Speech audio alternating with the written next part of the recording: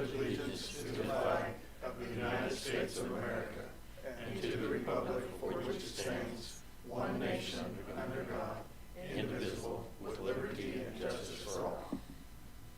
I salute the flag of the state of New Mexico, the symbol of perfect friendships among united cultures. Thank you. Next roll call, Ms. Rackham. Ms. Teresa Stevenson. Here. Mr. Tom Sidwell. Here. Mr. Philip Box. Present. Mr. Jimmy Sandoval. And Mr. Richard Primrose. Here. Thank you. Next on the agenda is the approval of the agenda for July 18th. Has everybody had a chance to read the minutes? Is there any additions or deletions?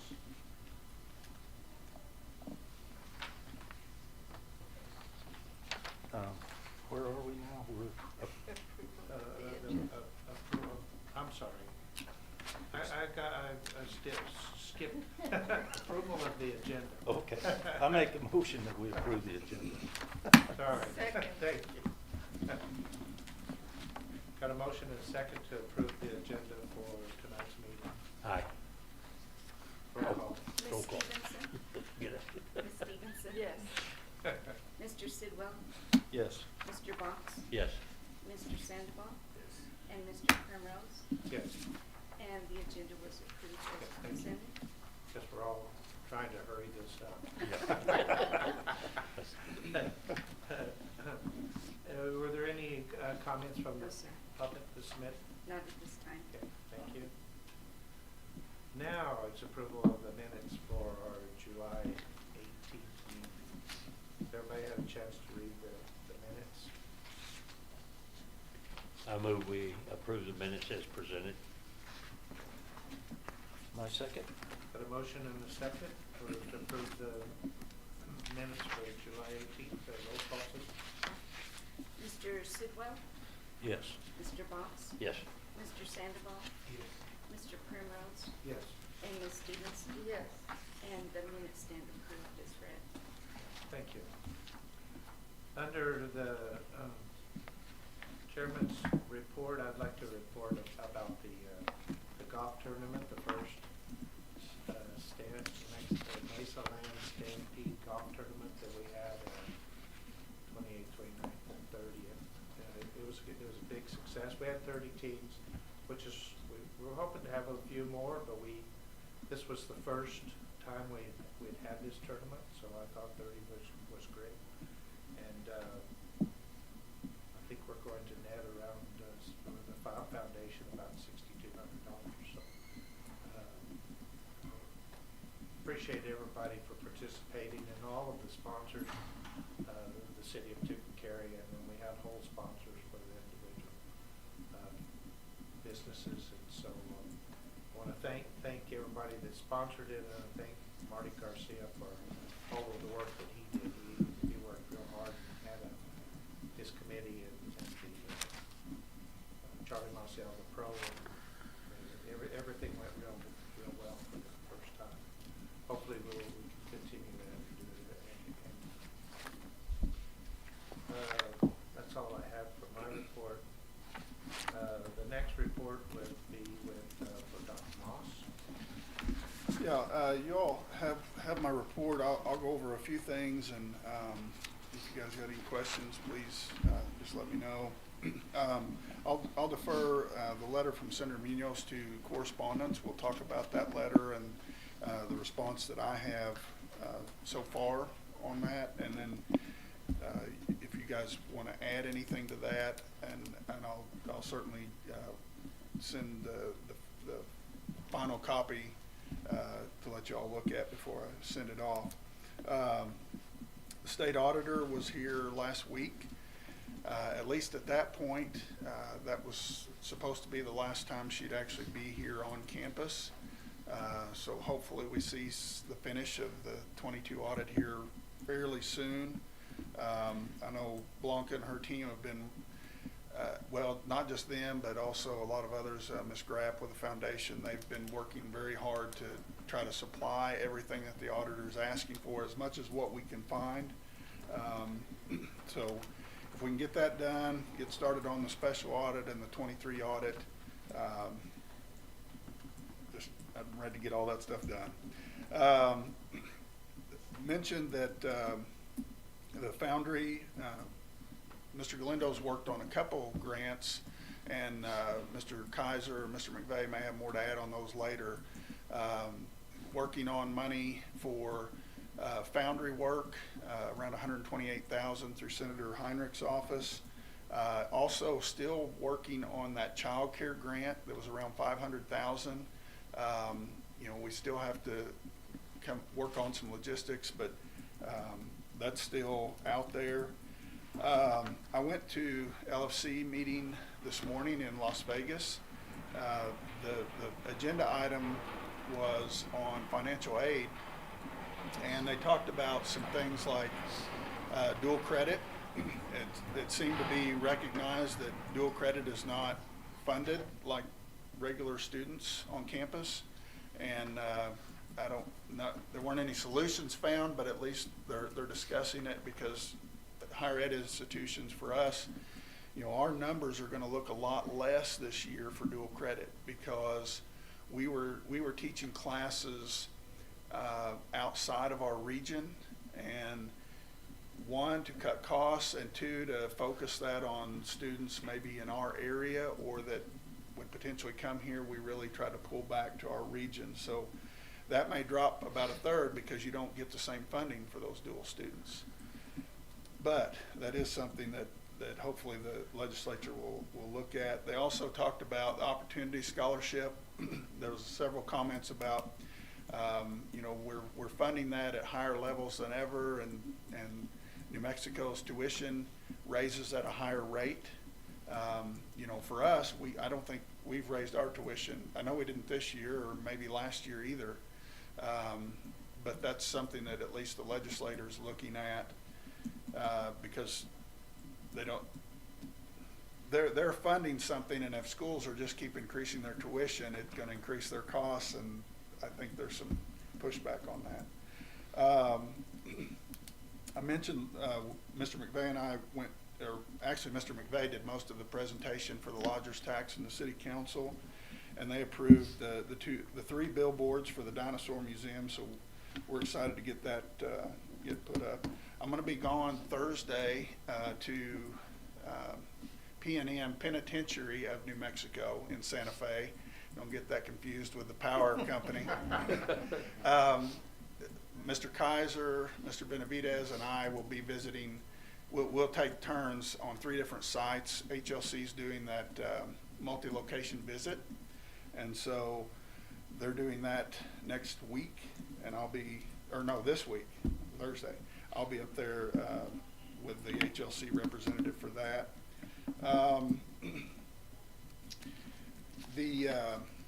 I mentioned the capital outlay hearing, and Mr. Martinez may talk a little more about that and our proposal.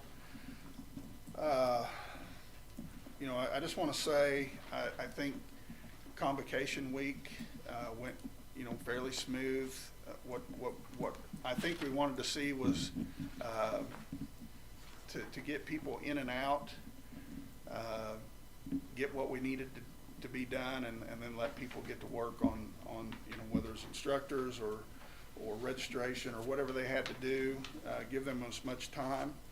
One thing I am kind of getting the sense of over the last week or two is a lot of us are feeling the strain of a lot of people have left in the last 5 or 6 months, and we needed that. We needed to cut back to a smaller force.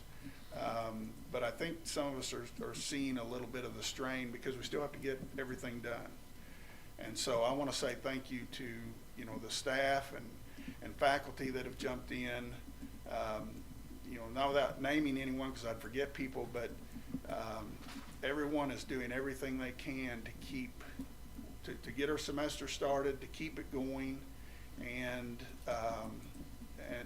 to make sure we're providing for our students. And we're gonna miss some things, and I wanna say that to you all as a board, and anyone else listening to this board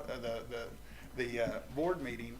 We're not gonna get everything right, but I think we have a group that is doing everything they can to make sure we're doing it the right way. Semester started, and Mr.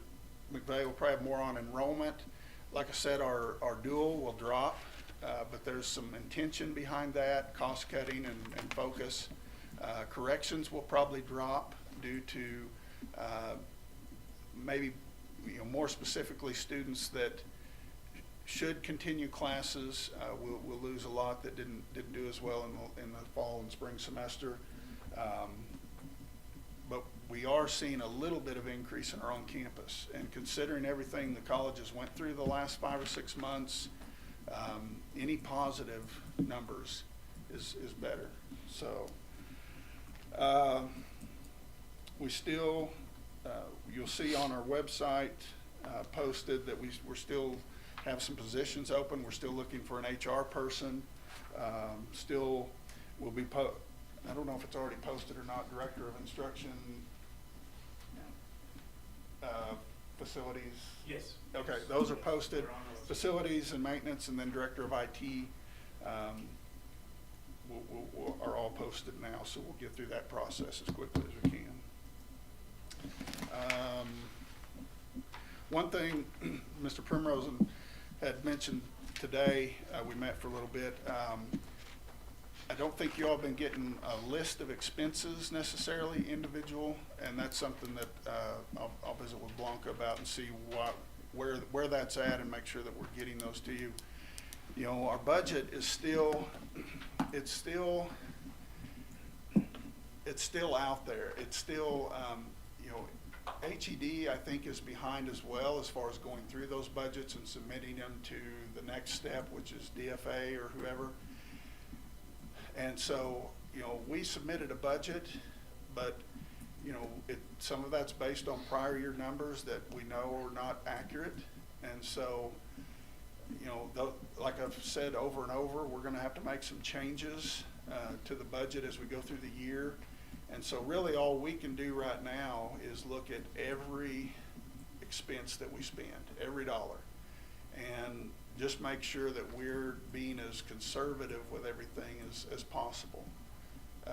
And until we know differently on the budget and we have more exact numbers, that's the way we're gonna operate.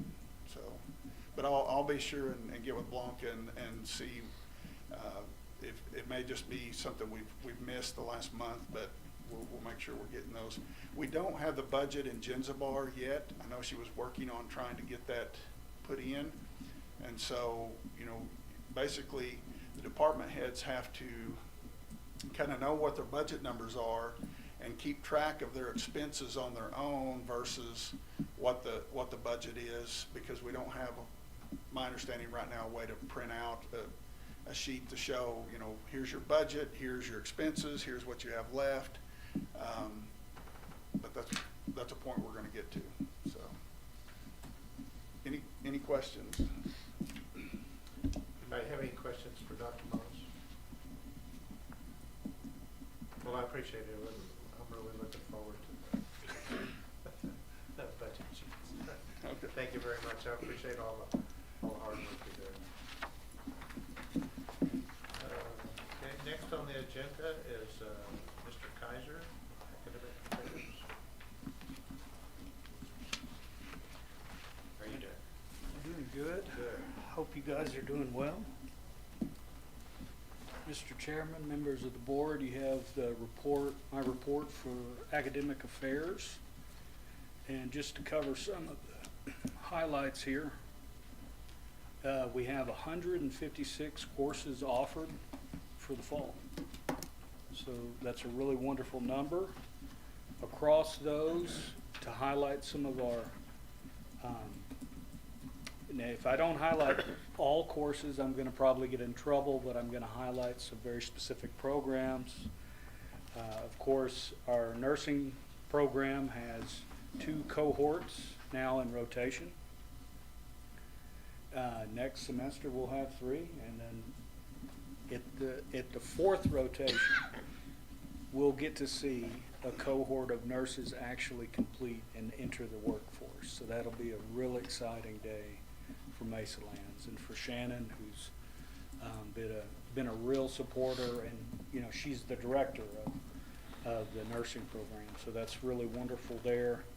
The phlebotomy area has a full cohort as well.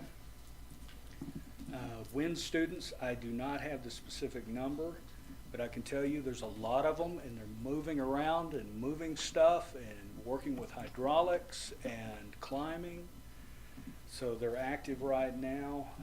The silversmithing students and the fine arts, I've seen a lot of activity over there as well, and I urge you all to take a moment, step in the silversmithing shop during the day and look at some of our student work and just see what's coming out of that shop, because you're seeing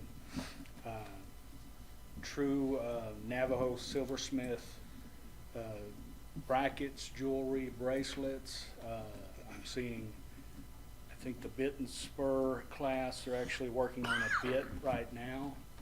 So some really wonderful work, and they'll come in on top of that work and actually surface those art pieces with engraving and other patinas and other surfaces there.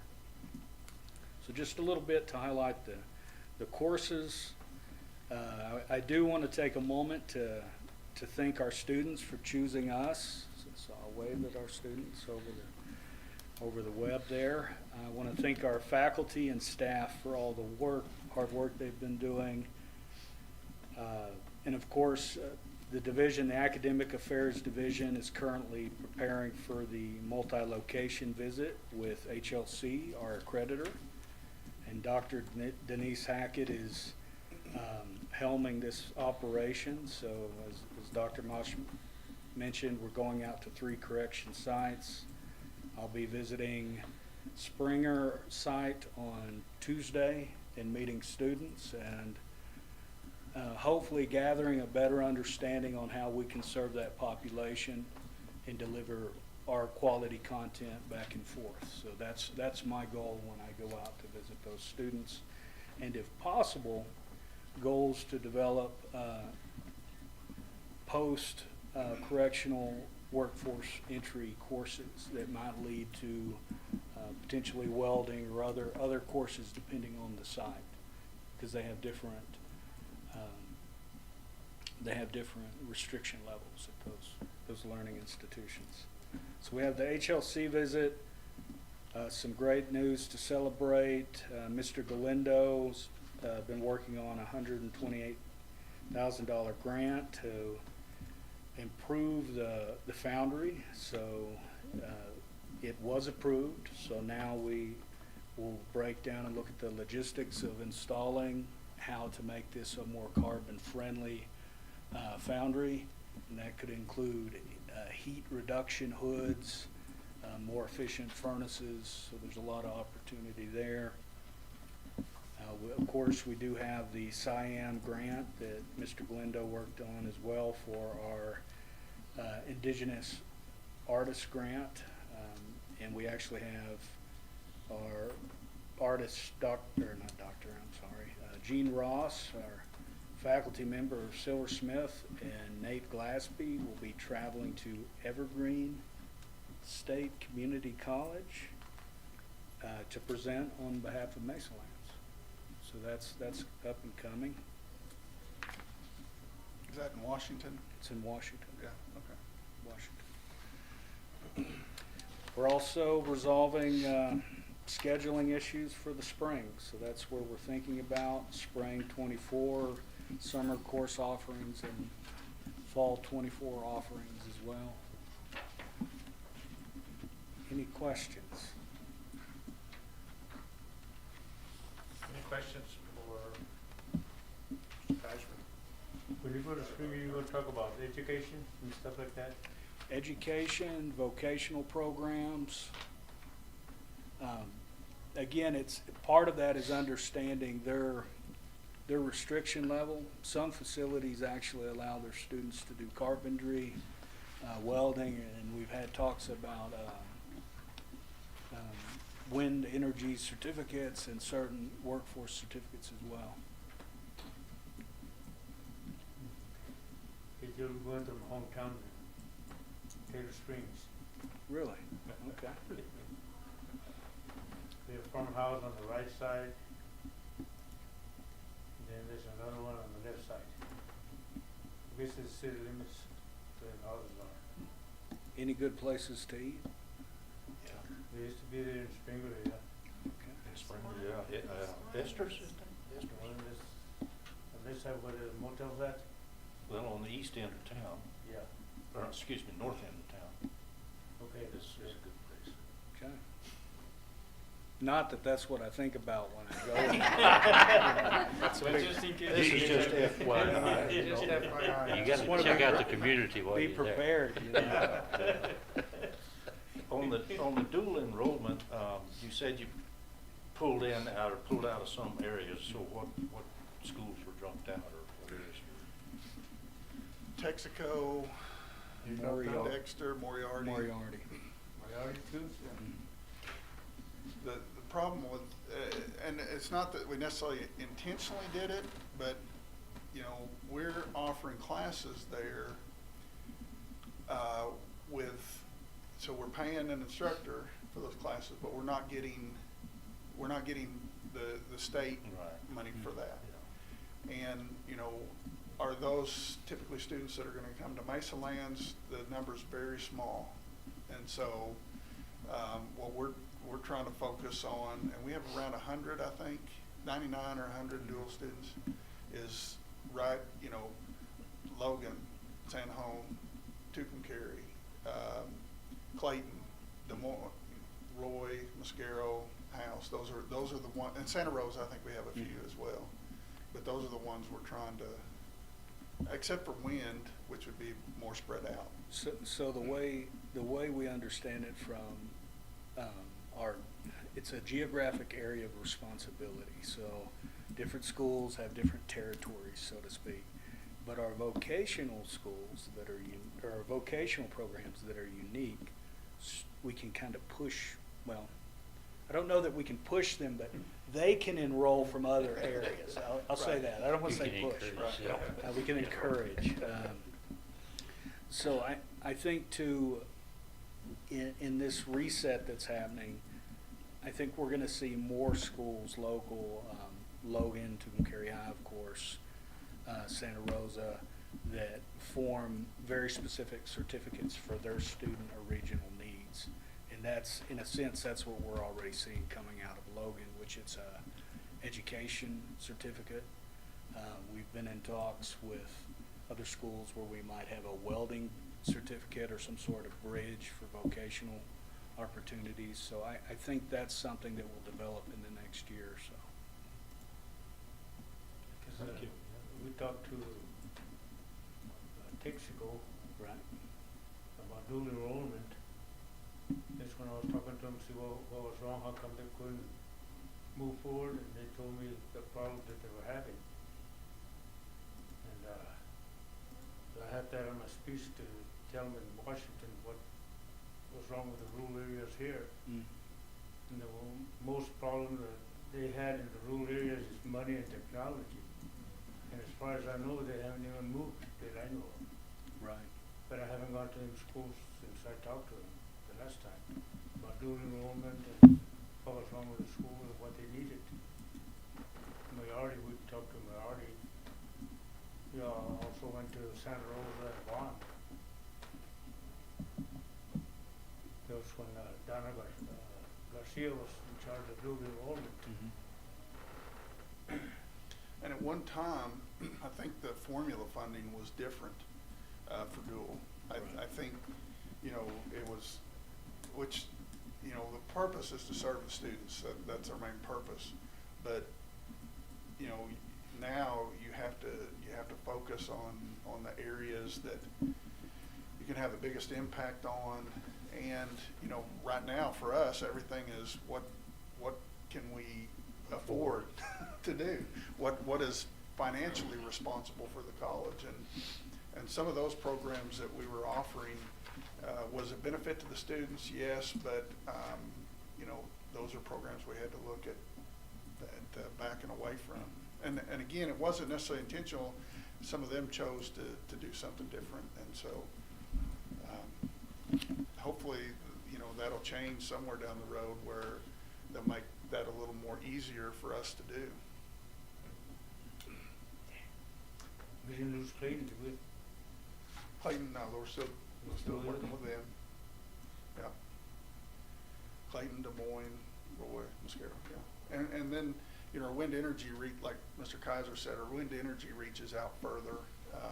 We have groups of students, you know, especially along the center of the state and other schools. Right. Where they can get that renewable energy certificate. Any other questions? Just tell the students we're glad they're here too, from trustees, and we really appreciate them supporting the college. Anything we could do to help, let us know. Appreciate all that you do. Thank you. Good job. Thank you.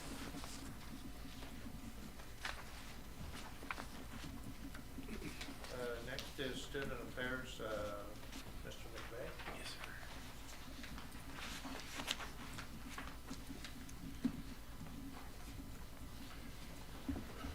Well, Mr. Chair, members of the board, so I just want to, you've got my report in front of you. You can, I just want to do some highlights, if I may. I don't necessarily want to cover everything that's in here unless you have questions. I can take questions afterwards, but a few highlights that I need to point out here. Strategic enrollment management, there at the top. It talks about having, as of the writing of this report, we've increased on-campus enrollment from last year by 14%. So with the enrollment, it changes from day to day. So nailing this down is tough, and if you looked at the exhibit, you notice that it says a 9% increase. So as I'm putting these documents together and I'm submitting them, and I must apologize, but our enrollment, you know, depending on the time of year from a year ago and the time of year today and where we're at, then it adjusts. So it's a lot better at the end when I give the overall and we have our ultimate, our definite numbers. But as of an update, the exhibit is correct as 9% increase. Now, I do want to point out a few things we were talking about earlier with dual enrollment, but also with field corps. So this is on-campus students is where the increase is at. And I emphasize this because our goal that we wanted was to increase our on-campus. We want overall, right? But we really want to increase our on-campus students. And the goal that we set in enrollment was to increase those students on campus. We did, as I said before, we did a lot of call blitzes. We reached out to our students to pre-enrollment, went through all of that, and the goal was to have more before Stampede Day than we had the year before. And we were successful in that. And we went to Stampede Day, and again, the numbers began to fluctuate. But ultimately, what I'm trying to say is, we did lose Field Corps in the past, and so Field Corps had 72 students that were counted as on-campus students for Field Corps. And so as we look at this semester, when you include, at the end of the semester, that's when Field Corps ends up getting calculated in, you include that, then it's not a gain of on-campus students. Okay, so I want to make that clear. When I'm looking at the 9% on-campus increase, that's not including the Field Corps. When we include Field Corps, then we're going to see a decrease. So Field Corps and all of enrollment for the fall last year on campus was 222 total. Now, when I did the 9% increase and documented it, that was at 163 students, as you can see in that exhibit, 163. As of tonight, on-campus students, we have 176 on-campus students, 176. That puts us, I believe, 46 students away for making up for that 70 that we lost from Field Corps. So I say all that, and I hope that was well articulated. It may not have been. All that to say that we're monitoring this, and we are making positive strides in good direction.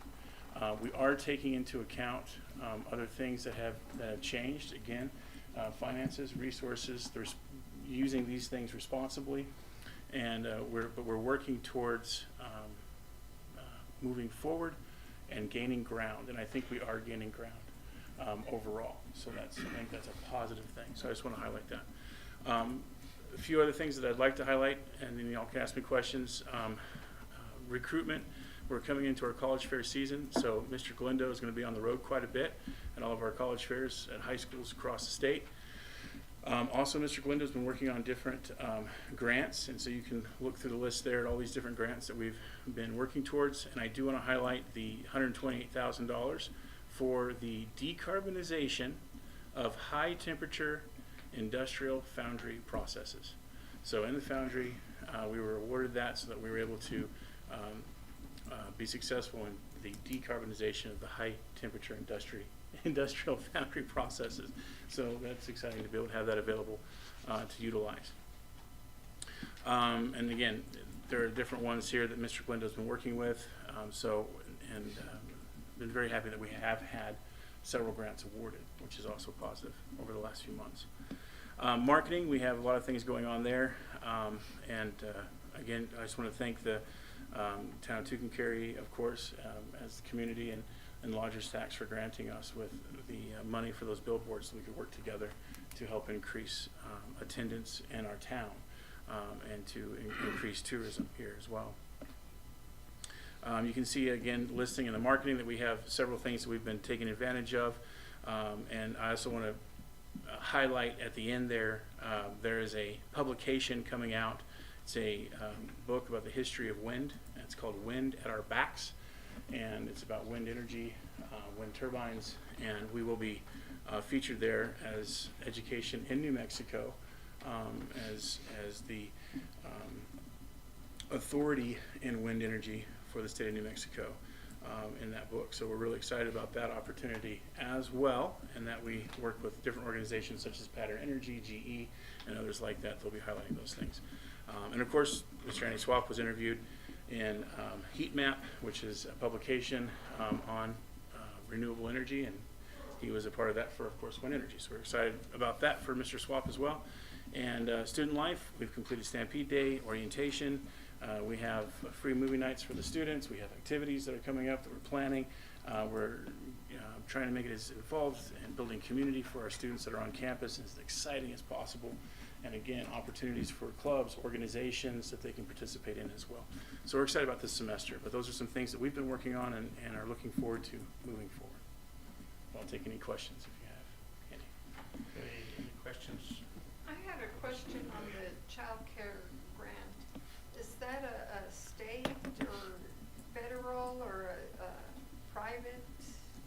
I believe that is I believe it's a federal grant, but again, I don't quote me on that. I was going to say state, but I don't. Don't quote me on that. I'm looking at Mr. Helindo. You got it covered. Helindo's, one It's of one the or two. the other, yeah. I'm looking at his email now that he had sent me.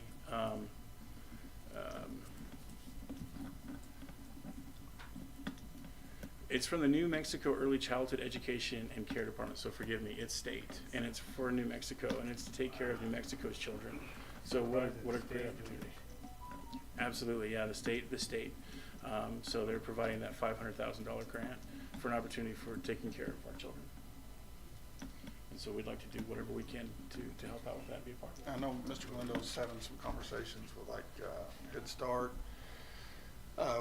We've at least reached out to the public school just to see if there's a way we could partner. You know, we originally looked at using the armory, which we can't at this point, and so those are some things we have to work through before we fully move through with that.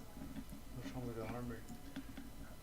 Paulita's is leasing most of that building, and so there's not a space there.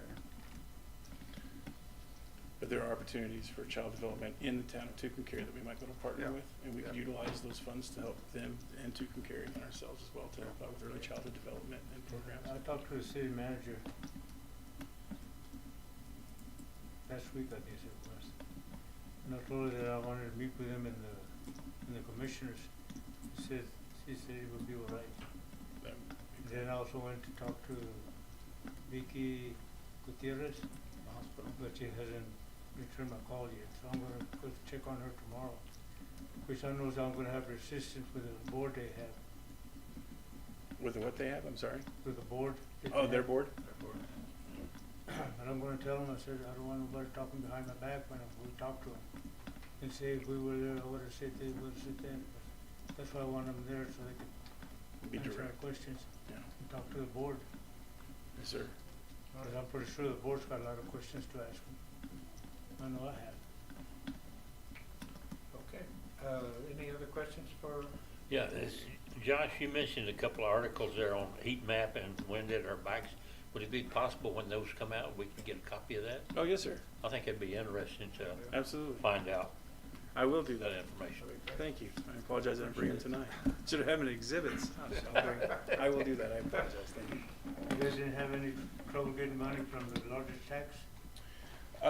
They were very kind and it worked. They were very excited to work together. I had, yeah, it was great. Well, that's great, I appreciate the city. Yeah, I doing absolutely. it for us, and Very About thankful. time, 'cause Very thankful. Thank you. when Mesalands first started, they kind of told us go to hell. Anyway, Well, I was thankful for their answers and stuff. And we got new people there. I appreciate all of the work that you're doing. Thank you. Very much. Thank you very much. It's, I know you had to do a lot, get school started and up and running, so I appreciate it. Thank you. Thank you.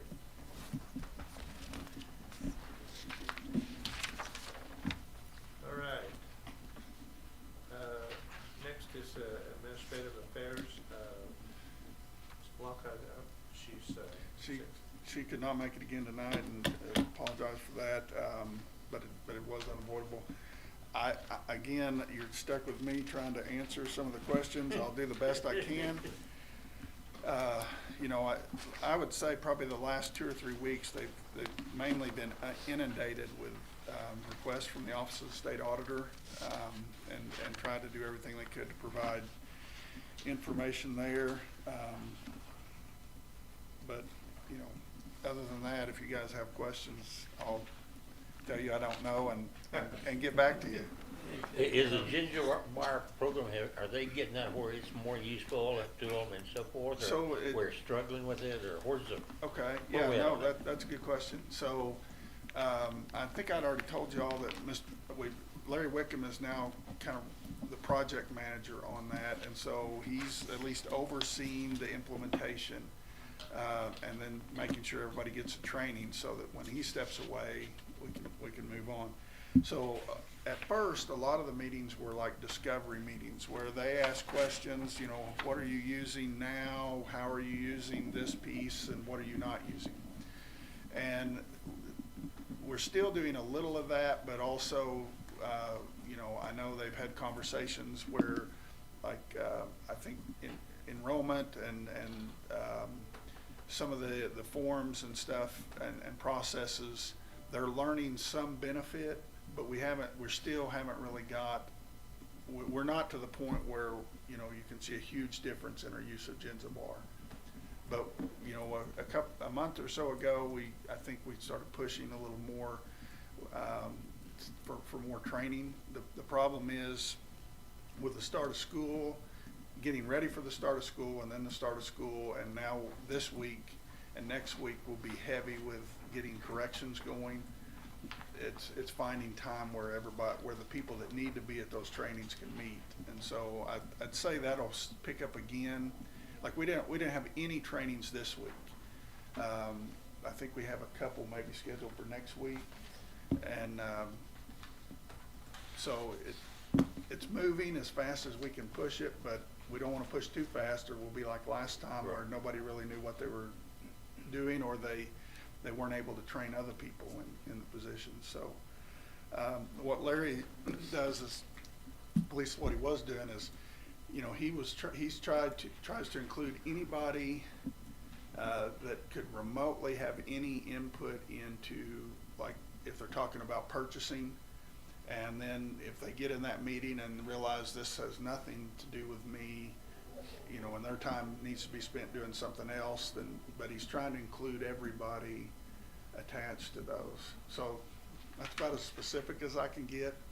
But he also prepares a report every couple weeks that I send to HED. I need to forward you all that just so you have an update. I'll send you the last one, just on, kind of covers the meetings that we've had.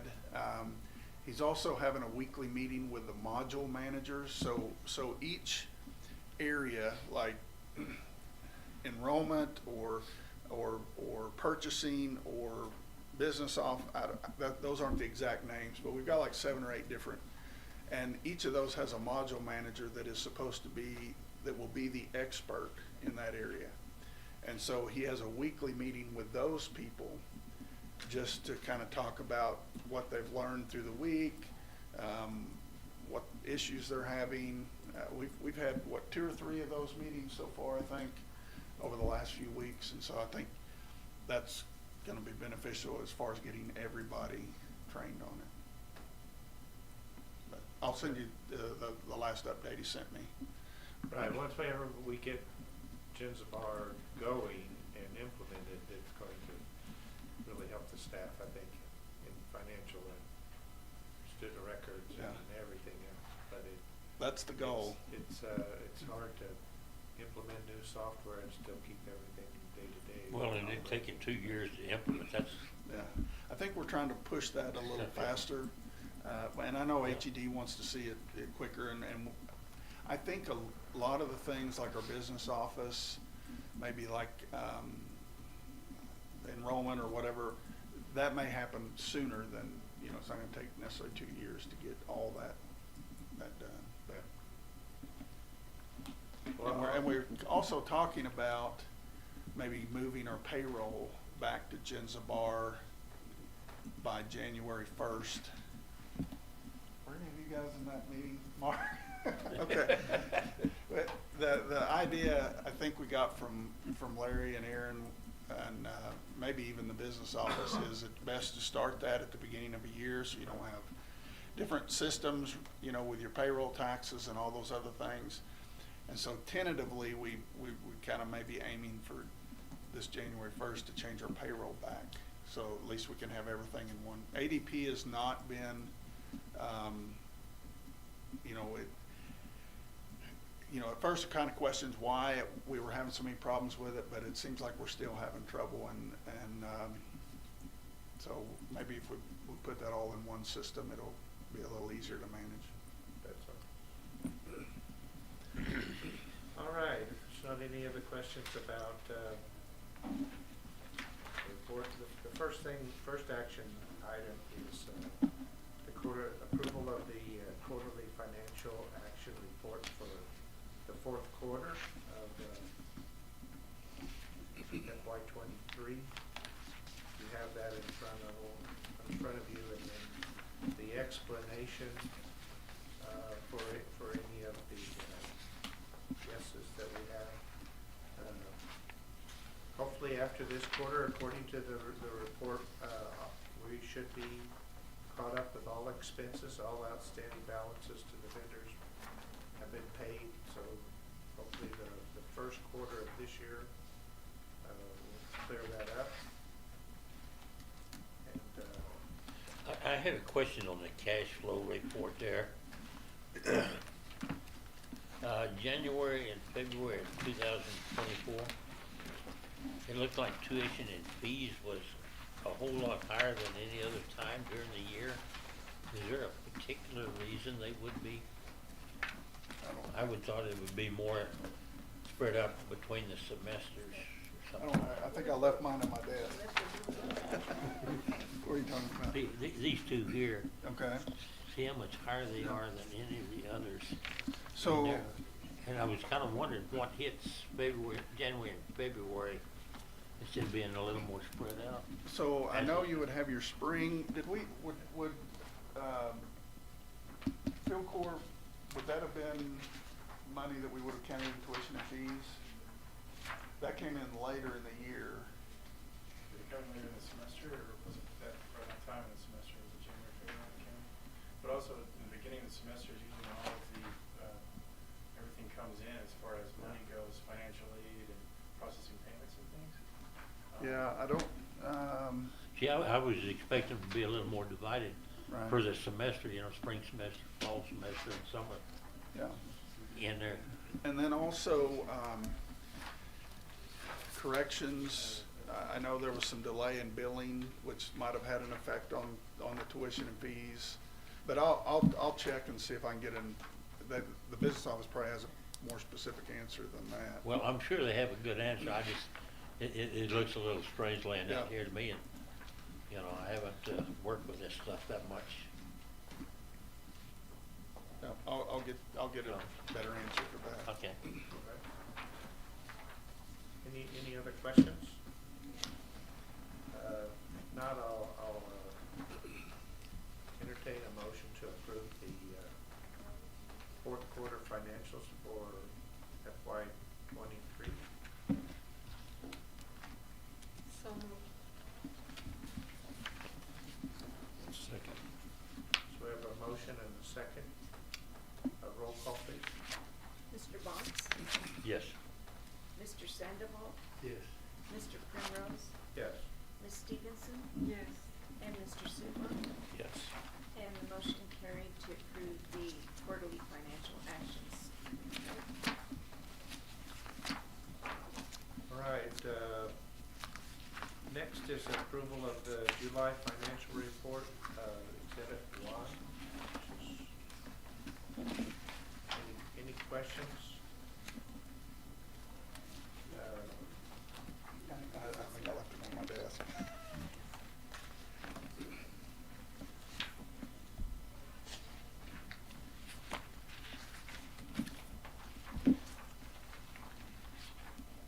It's basically the weekly report that you sent, that Walker sends to ATD, just be an update current. She sends a weekly report, but then she sends a monthly total to them as well. Any questions on her finance report? There wasn't any, the checks that are. Expenses. That's what Mr. Primrose was asking me. I'm not sure how that, or why that got left out, but I'll follow that up and get that, see what happened and get that to you, and we'll make sure it's in the next one too. Oh, that's, Right, so hopefully we'll have a list for this month and next month. Yeah, I can't think of any reason why it wouldn't have been in there, but it may have just been, I don't know.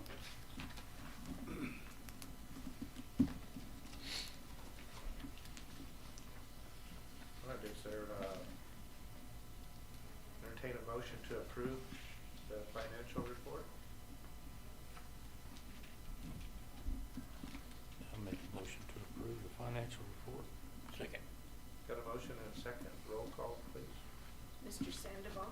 Yes. Mr. Primrose? Yes. Ms. Stevenson? yes. Mr. Sitler? Yes. And Mr. Box? Yes. And the motion carried to approve the July 2023 financial report. All right, thank you.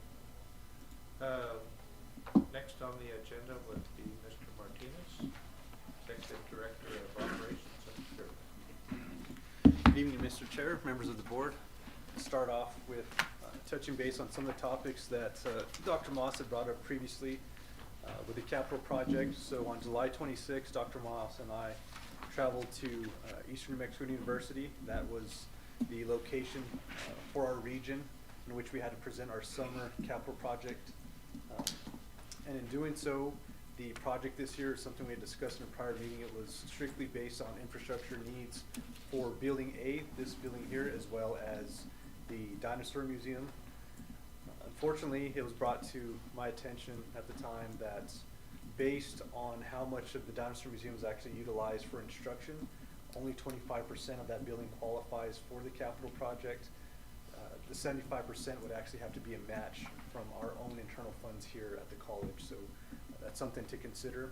We did request $990,000 for those improvements, and that included anything from, which would not be covered through our insurance due to the local weather event we had back on May 25th of this year, with the extensive hail damage to the roofs, as well as some of the actual skylights and whatnot. So anything that wasn't covered by that claim, we're gonna try to implement that and utilize that for our project.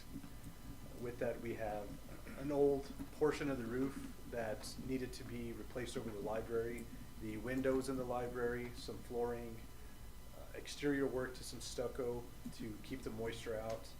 Again, we weren't exactly sure what would be covered by the insurance, so we want to make sure we hear back from them before we update. With that, I wanted to also let you all know we have had some difficulties due to those storms and run into something with a release that went out to faculty, staff, and students today. We will be shutting down the wind energy building, Building E, until further notice. I've been working with the insurance adjuster. Unfortunately, we had a few different meetings canceled, 2 within the last couple of weeks, and hopefully he'll be on site on Friday to go over everything. We do have some concerns over there. This was gonna have to take place anyhow due to some remediation that was already taking place and further evaluation of the existing facility. And also we have to actually go in there and investigate a little bit further.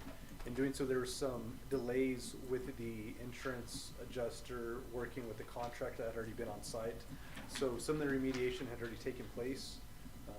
There was some mold that remained in the building, so I received further guidance. I was waiting to hear back from the environmentalist that was provided by the insurance company. All this has been streamlined through NIMSIA, and then in turn it goes through CCMSI, who's a subcontractor in NIMSIA. And with that, like I said, there's a lack of communication. Things weren't moving as quickly as possible, so I reached out to gain further information. Things just weren't moving quickly enough, so with that, I spoke with the adjuster again today, and we will be receiving a new contractor, which should be on site tomorrow. So in doing that, since they're coming back and further investigating some of the mold remediation and things moving around and a lot more action taking place, we've exercised caution in the best interest of our students, faculty, and staff. We're going to go ahead and relocate everybody. All classes and everything will remain the same. Work will continue as usual. We just want to make sure we have that extra precaution in place. So that will be an ongoing task moving forward. Also wanted to touch base on the capital projects that are existing with the Building A project. As of last Friday, all outstanding invoices should have been paid for that. We were waiting on some remaining funds from the state. I'm happy to announce that we did receive those. As soon as those funds were received, we turned around and made sure that the invoices were paid. That was all through a third-party vendor through CES, and then return they'll pay the contractor. There are also some outstanding invoices to the architect, and those have since been paid as well. So now that everything's been paid up, we're going to move forward and get the contractor back on site and move forward with construction, hopefully by next week. Also wanted to let you know along those lines, there is some outstanding balances for some draw requests. I provided the spreadsheets for y'all as an attachment. Not only, instead of printing out the full report, since nothing's changed since last meeting, but that one page, I included the one page, and that's showing that we did receive the $72,000 from HED to go ahead and pay the contractor. There's about $90,000 outstanding from what I was told after speaking to a gentleman from HED. Some of that, I think, 9,000's in relation to the GEO bond for the library. That will be coming soon. And there were some funds for the nursing kiosk out of the nursing program. We're waiting on those, and the other funds I wasn't exactly sure what they were for. It was something in relation to overall maybe the House bill. I'm not sure exactly, but they did state that that would be coming. So it's not. I was worried that maybe we wouldn't be receiving it, but there was a holdup and a bit of a delay on receiving those funds from HED. So they will be submitting those funds as soon as they go through their process. So that would be nice once we get those. On the procurement side of things, it's been extremely busy. I wanted to touch base again on some of the Genzabar implementation, re-implementation. I am the module manager for the purchasing side, being the CPO, and it was very informative. We had a very great training last week, and some new processes will be taking place. During our convocation, I was able to present with the business office and express some of the internal policies and procedures from the Administrative Affairs Handbook on how we need to conduct our procurement for purchases, any kind of purchases from 1 cent all the way up to 60,000 and above, which implements the RFP, request for proposal, or a sealed bid. In doing that, we now have, IT has implemented something called Knowledge Base, and that's going to be the home for all of these standard operating procedures moving forward. And it allows us to do a better job of onboarding new employees. So if they are new and they are a requester for a requisition to be turned into a purchase order, they're able to actually go in there and it shows them step-by-step processes on how to complete a requisition and what's expected, what information has to be on there. We are going to have a formal training internally. I think the purchasing segment of Genzabar has pretty much been wrapped up, and I think we've learned, I'm not going to say we've learned everything there is to know about it, but we're comfortable moving forward where we can maybe save some of those billable hours for training in other areas where we're comfortable with purchasing. And Mr. Wickham has been awesome and instrumental in helping with that knowledge base and setting that center operating procedure where he has, I think, a grasp on what's required as well as I do, is knowing that module now, where we're able to train our internal employees on our own without having to pay the significant costs of going through Genzabar. So that's going to be a cost savings, and again, there's about roughly 5 or 6 individuals that are authorized to request a requisition to input the data into Genzabar. So we're going to meet with every single one of those individuals, myself included and Mr. Wickham, and maybe some alternates to input that data. That way we're able to all be on the same page, and I have maybe a few different requirements, a little bit more strict than what the guidelines were in the past. I want to make sure that we're meeting all the requirements we need to in the case of an audit. So that will be coming in the future. So with the beginning of the year, we've been extremely busy with requisitions and purchase orders, and that process will change in the future to be a little bit more automated now that we're re-implementing Genzabar, where things were a little bit stalled. It was a paper process. It saves time when we're able to go 100% electronic. And instead of me having to actually go through and create a purchase order, once we go through that approval track of all the individuals that have to approve that requisition, it'll automatically generate the purchase order. And there's some things behind the scenes that's not ready yet, but it'll trigger an email that will go to each individual. So in the approval track, it may be myself, Dr. Moss, and say Joel if it's coming from their department.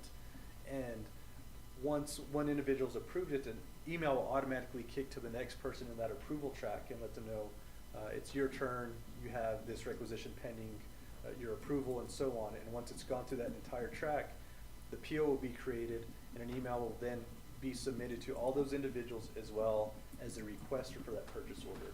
So right now, it's a bit bogged down. It takes a little bit of time because now I'm having to go to print those requisitions, get all the information, create the PO, and then split them up. They're in one PDF. I split them into PDFs, send them to the business office, send them to all the requesters, so that'll save some time and energy and streamline the process and be a little bit more efficient.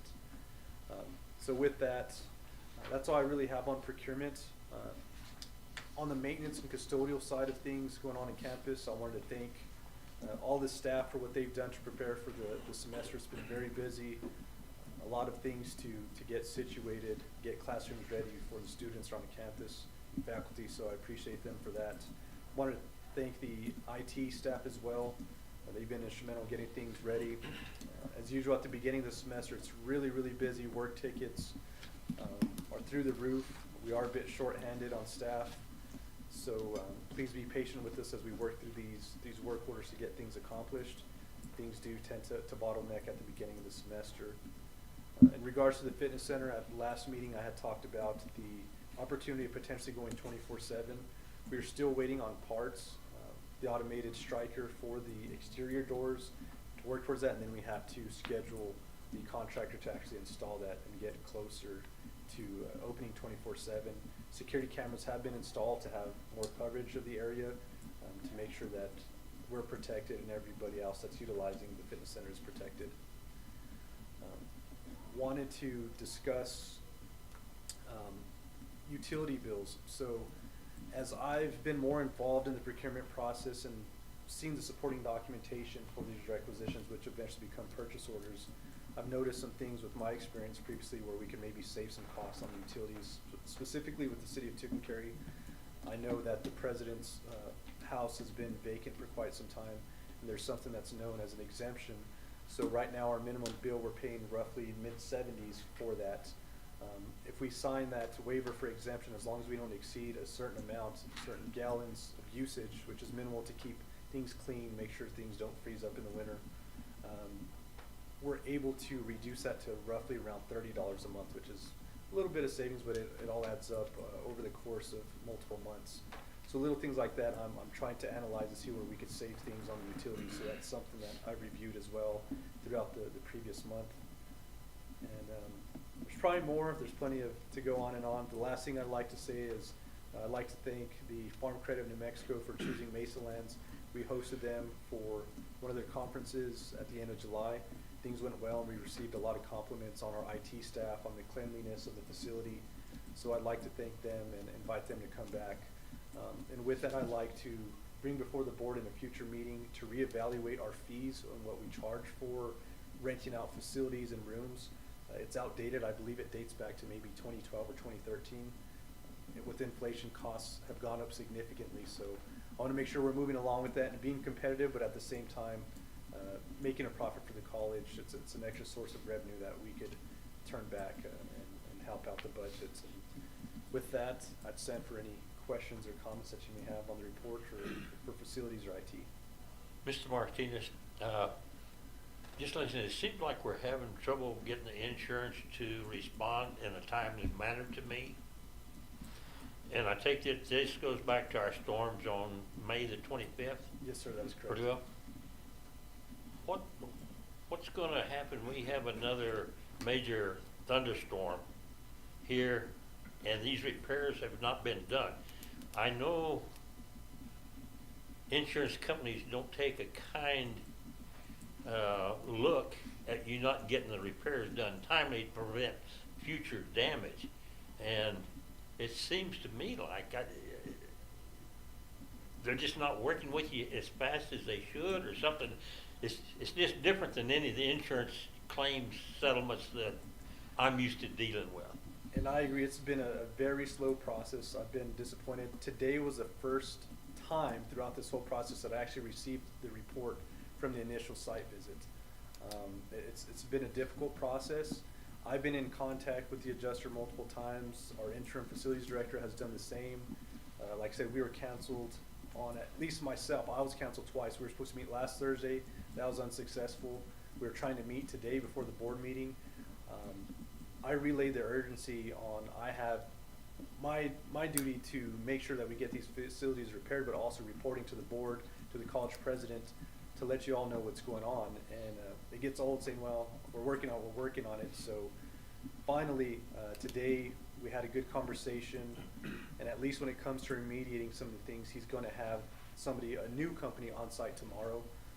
It's a lot more delay than I'd like to see, but at least we're moving forward now and sitting stagnant and just waiting and waiting. We're finally getting something moving. But yeah, it is very disappointing.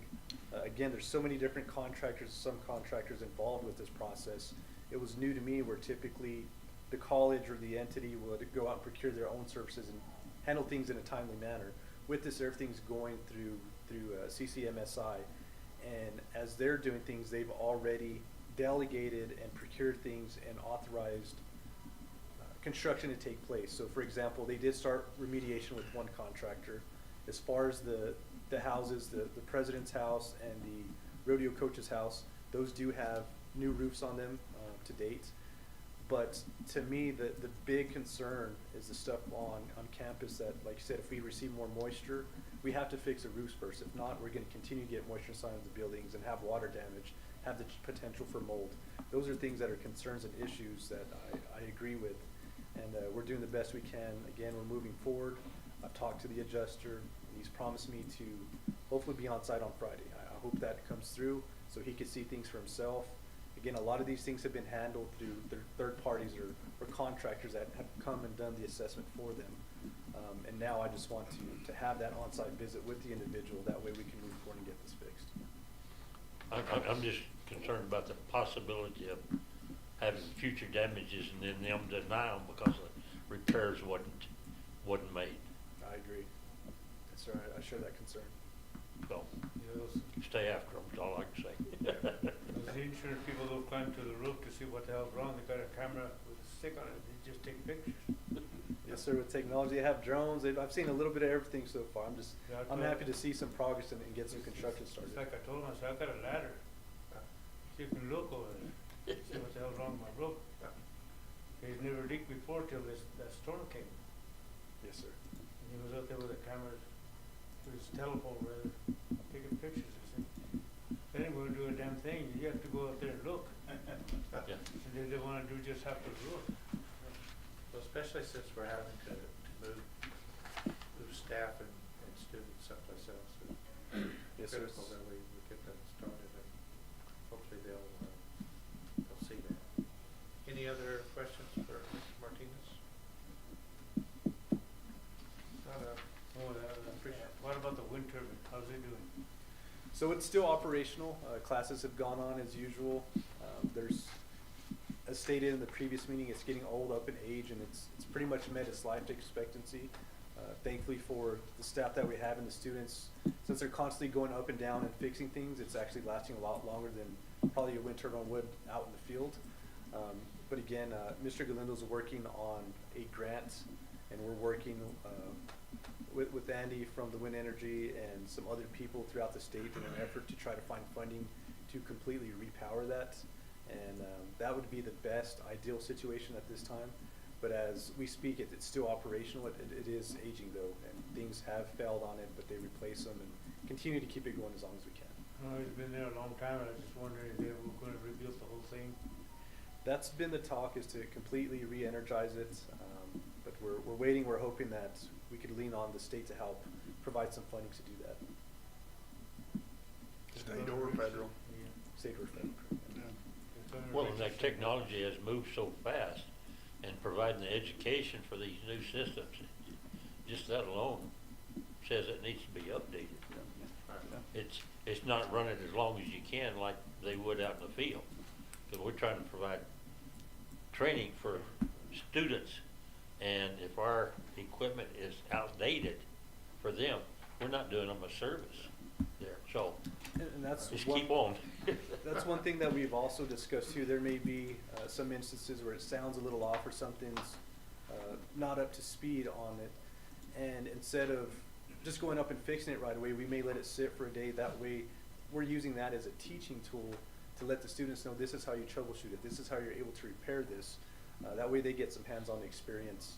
And I think that's beneficial. There's not many places throughout the world where you can get that, and that's why Mesalands is unique, and we're very proud of that wind energy program. We want to make sure we continue to have that. No, if Mesalands had the money to rebuild a new one if they needed to. No, sir, not that I'm aware of. We don't have the money on hand or in the account at this point, not for a complete repower of a wind turbine. It's quite expensive. I think the number I heard was I don't know, it's over around 2 2 million? million. so. I know the wind farms that we have in Clay County, they've all been repowered, or 10 homes in the process of repowering, so, and House has already done that, so it is important that we try. And when Hopefully you, we can get that funded. when you repower, my understanding is not only are you replacing everything like inside the, whatever you call it, the Nacelle. turbine, but also the blades and you know, when you see them repower one, you know, you see like the new ones have more curve and thinner and stuff like that. So ours has been there a long time. And they supposedly they generate about 20% more power for the same. Yeah, and they're generally getting bigger and bigger. Right. Ours is out here, a small one these days, what they're putting up out in the field. It was big in this day, but it's getting smaller. Get a bigger one. On a clear day, I can sometimes see the tip of that blade from the ranch, 20 miles away. On a clear day. Get a big one in there, I can see the Sure whole enough. thing. Well, I appreciate your hard work and everything that you do for the college. Thank you. I appreciate it. Next on the agenda is reports from shared governing senates, faculty senate president, Mrs. Griffin. How you doing? I'm sorry, sorry, I'm late. I have class tonight, so I put them on hold for a few minutes. Well, anyway, faculty is back. We're going strong, second week of classes. Everybody seems to be, that I visited with, seems to be doing good. We're getting classes situated. I have larger classes, and that's exciting. Makes you feel better and more excited to have to come. And I don't know what all everybody's talked about, so I hope I don't repeat everything that everybody's already said. But we did meet on the 18th, and one of the things was the election of officers, and unfortunately we kept the officer slate the same. I tried really hard to get out of that, but we didn't. So anyway, we're still the same group. And one thing I always ask at the meetings is, give me some good news, tell me what's going on, what are you excited about? And they may have already talked about the grant for $30,000 for the indigenous art. You've already talked about that, but that was exciting. Kids Camp, everybody was excited about Kids Camp this summer. They had 2 weeks of Kids Camp. Over 80 children were there. They provided meals for 2 weeks for over 80 kids, so that was exciting. Bridget Davis, who is our phlebotomy instructor, announced she had acquired more sites for clinicals, so she had 7 sites now that she could send students to, so that was exciting. And then she also, that CNA's Mesalands is going to be used as a CNA testing site. So the Department of Health is going to be, they can bring students in and test them, and so that's exciting. What's CNA stand A certified nursing assistant. Yeah, nursing assistant. So it won't, they can test, our students can be tested for their certification, but they can also bring other students from other places in and use them as a testing site. So Mesalands could be there. And then we're talking about the WIN Center. They said they'd been awarded a $128,000 grant, and I have no idea what they said. Induction heater, did you already talk about that? Okay, I have no idea what that, they were trying to explain it, but it didn't go. I didn't either, and Joel or somebody had to explain what exactly that was. Yeah, I do not know what that is, but anyway, as far as I know, we're doing well. Everybody's excited, and we're clicking along.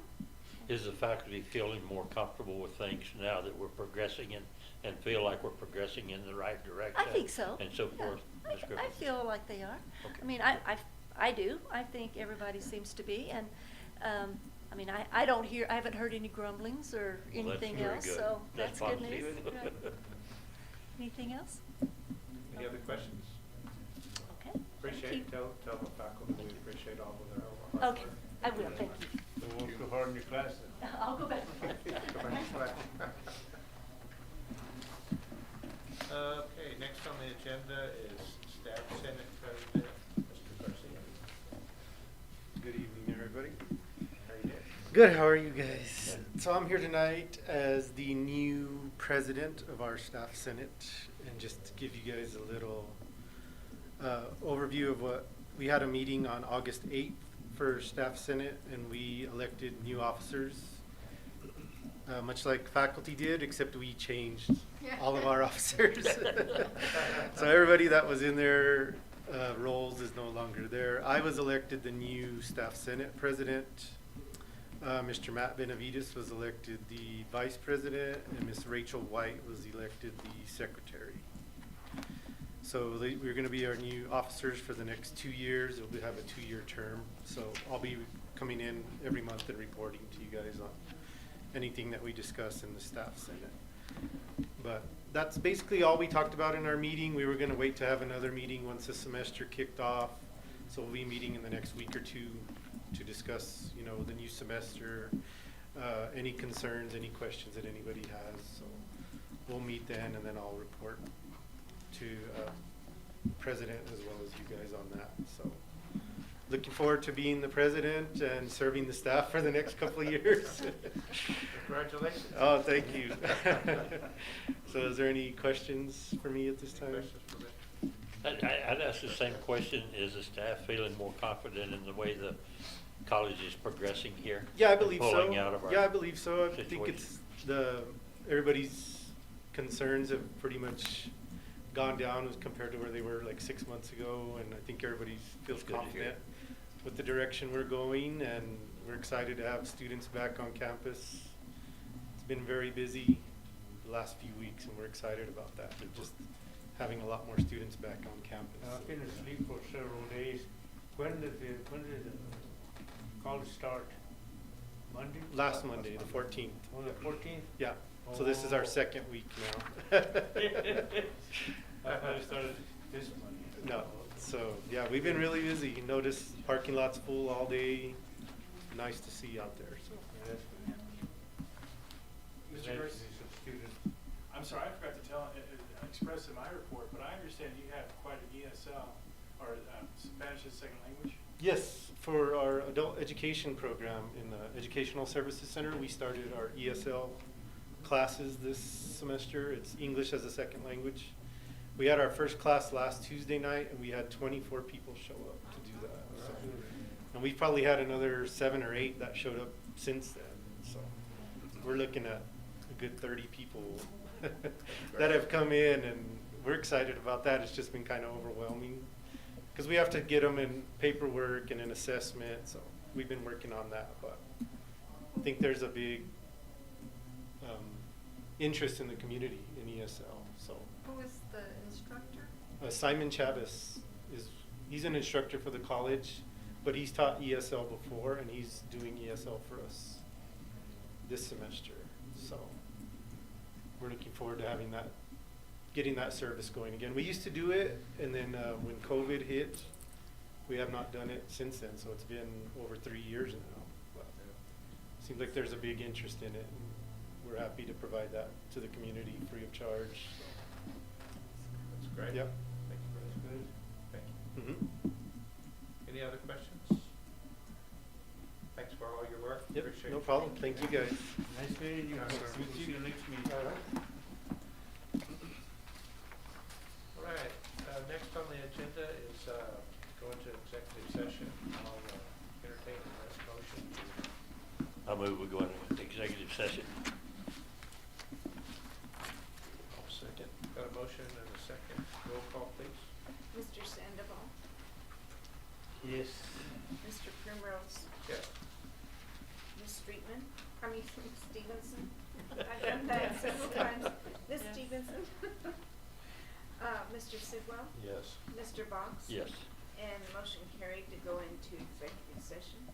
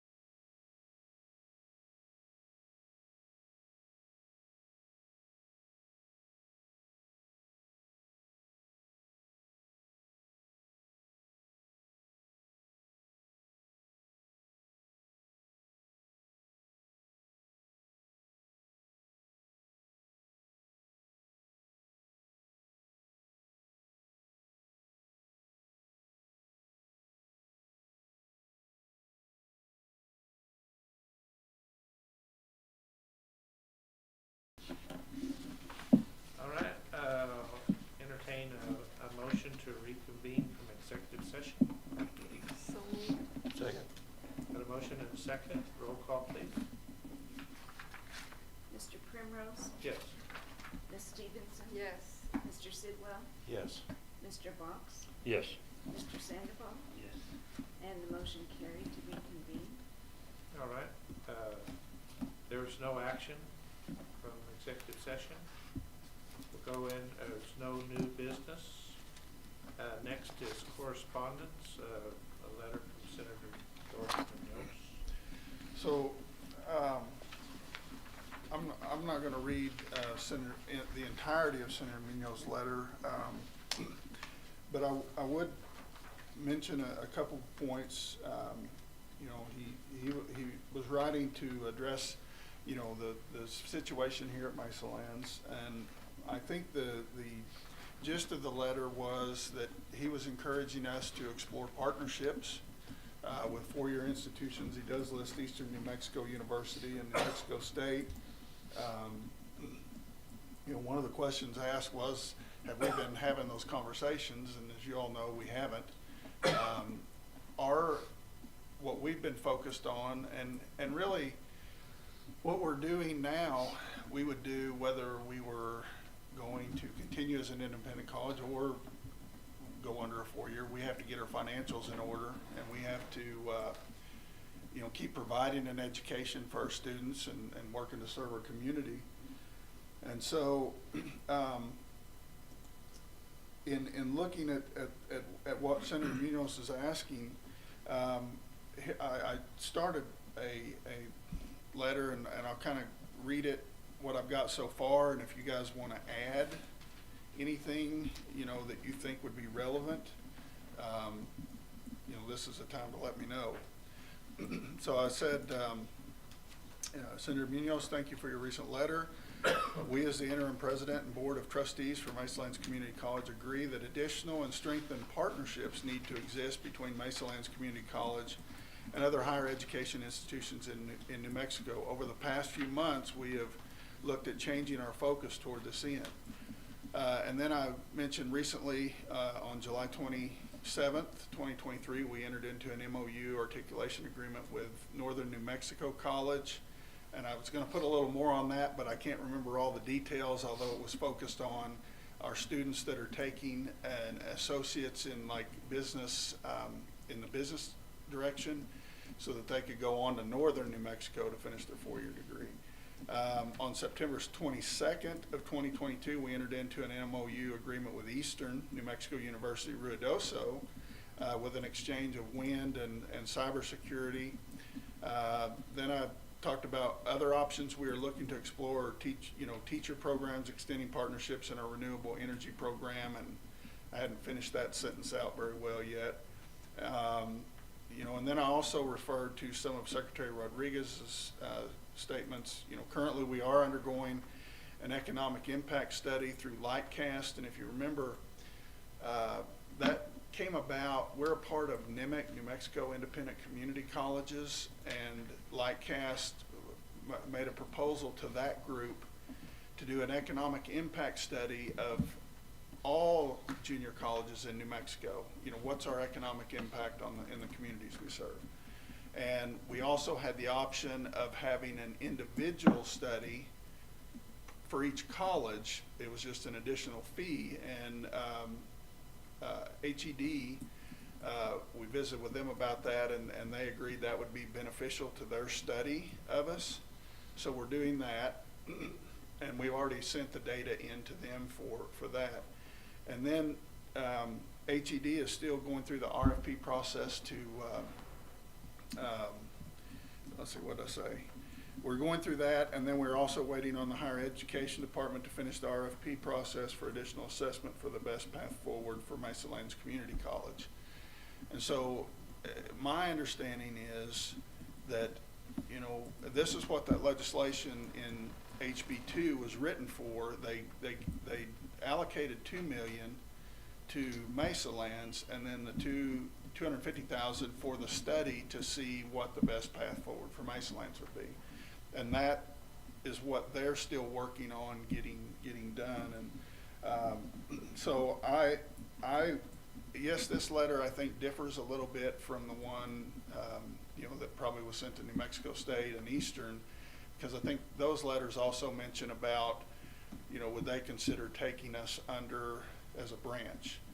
And so my intention is, I agree we need to build those articulation agreements. In the past, we signed agreements with colleges that are in like California or Washington, and I'm not saying that those don't have benefit to our students, but I think the majority of our students, when they graduate Mesalands, if they're going to go on, most of them would probably prefer going to Eastern or New Mexico State or UNM or Northern New Mexico College. And so I absolutely agree that we need to develop better partnerships.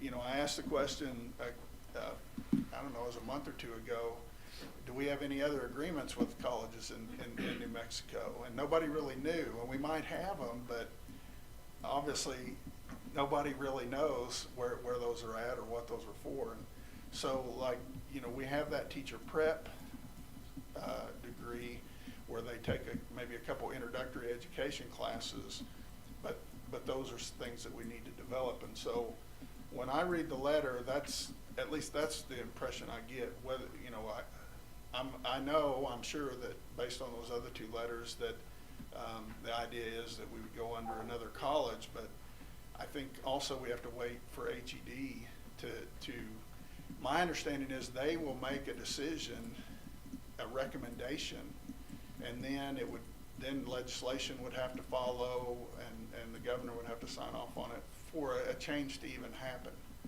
So, obviously, like I said, the staff is already taxed, and so that would be my answer.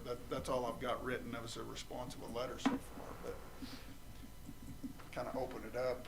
If there's things you want me to add or approach it differently.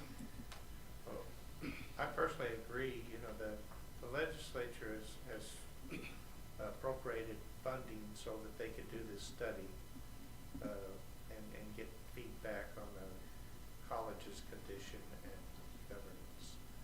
I don't think we would want to make a decision until that's done.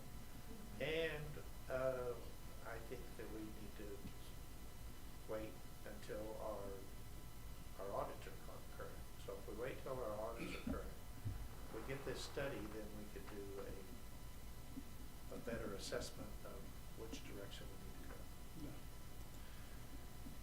need to go.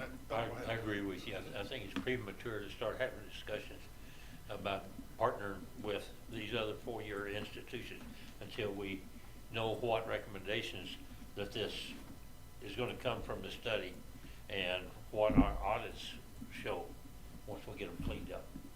And our track record, we were doing Then we can make a good decision. until recently. So that would be my suggestion. And I do intend to, I haven't talked to anyone at Eastern yet.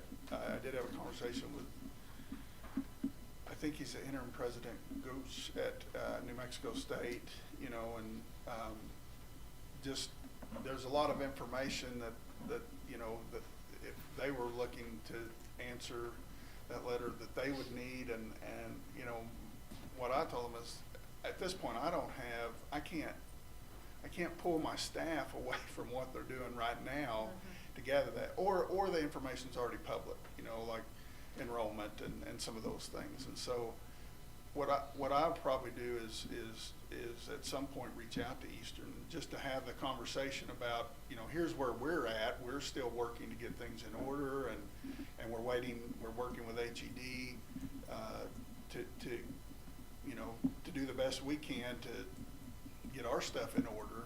And then I think I just feel like it's a little premature to start investigating or working for the partnership of being taken over until we get further on that. And it doesn't really, unless I'm not seeing it, it doesn't really say that he wants us to be taken over. Right. You know, it just talks about partnerships, and we have those partnerships. Maybe in your letter, just highlight Right. all the partnerships we have. Yeah, with- and that's what I want to do is highlight the ones we have.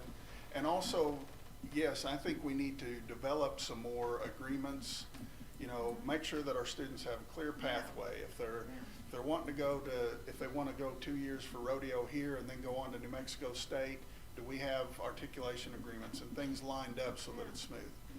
Yeah, and that, I think we should answer this, you know, and, you know, I agree, we have to do better than what we did in the past, at least the recent past. But that, yeah, I didn't really add anything. See, but it talks about by forging strategic partnerships, but we're having those partnerships, you know. Yeah, so, anything else? Well, I don't go too much for partnerships, but, I would agree with Primrose.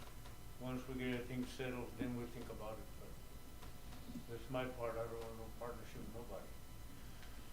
We have to do the same things, whether we remain an independent or we're looking at going under somebody else. Right now, what we're doing, it wouldn't change. We are so bogged down, that's not the best word, trying to get our financials in order. Go through the 22 audit. Hopefully that will end in a week or two. Then the special audit, then the 23 audit. But it's more than just our financials. You know, we're also, you know, and it's not just because of a reduction in staff, but we're also having to change, you know, Genzabar that affects your academics and your student affairs and your enrollment and registration and all those things. And we're operating with, you know, facilities that are in a lot of need. And so I don't know, you know, what more we can do right now toward that. But Well, I guess what I'm saying is this, we're covered up doing the same things regardless of what we did in the future. We still have to get these things done. Absolutely. Well, and something that I would suggest is maybe a little bullet that says, look, we're making great progress in overcoming the past pre-management and so forth. And we just feel like it's too early to get into any serious negotiations about totally being taken over by another four-year institution. Something kind of similar to that point. Okay. You know, that let him know that it's not, you know, in his letter he kind of refers to what was the case when this thing first become a highlight. We've made a lot of progress since then, and it's very positive progress, and I think we need to let it go that. I thought too, I'm gonna attach, you know, I did a PowerPoint to the State Board of Finance back in, was it May, I think? Oh, yeah, you went with me. Yeah, and I've updated that, like, you know, there were some things that we said we still have to do, or a certain number of people are leaving now, so I've updated some of those things. And I'll probably attach it showing here's the things that we've done. And I shared that with Senator Woods, and I believe he passed that on to some other, Representative Chatfield and Senator Compost and some others. So I think I'll attach that, just kind of outlining what we've done, and then add that to the letter.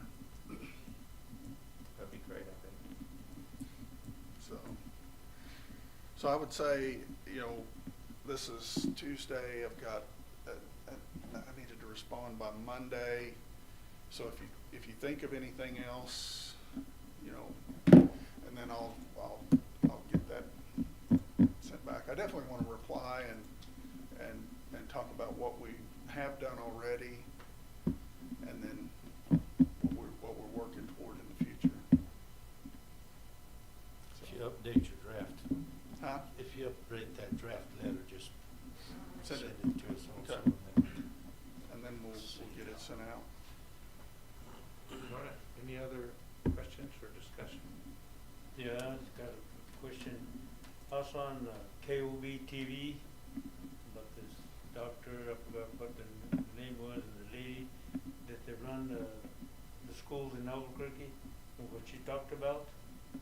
I hope that they come to Cook County and talk about the schools and colleges. Because what they talked about, I tried doing it when I was in the diversity, but I want them to come so they can listen and we can work with them. 'Cause like she said, the board, the school boards have never gone to a meeting of any kind to learn more about education and the students, which is true. Dr. Berry is the only president that I knew that always wanted somebody to know what was going on with the college. He never left us behind, or because somebody was with him all the time, said, I'm going to Santa Fe to talk to so-and-so. So-and-so don't like me, I want you guys to talk to them so they can like me, so we can all get together. And that's what we did. And I know people that knows people, and I'll talk to them, see what I can do. Because I know the senators that we got in Washington, they'll never come to Kerry anyway. And I talked to them, every time I talked to them, I told them to come to Tucumcari. I said, it's spooky going in and out. I said, but if you help us, we can make it look nice. Because, you know Tucumcari, how it is when you're coming in from the west, from the east, but it looks like junk on this side, junk on the other side. All right, we'll move on to important dates.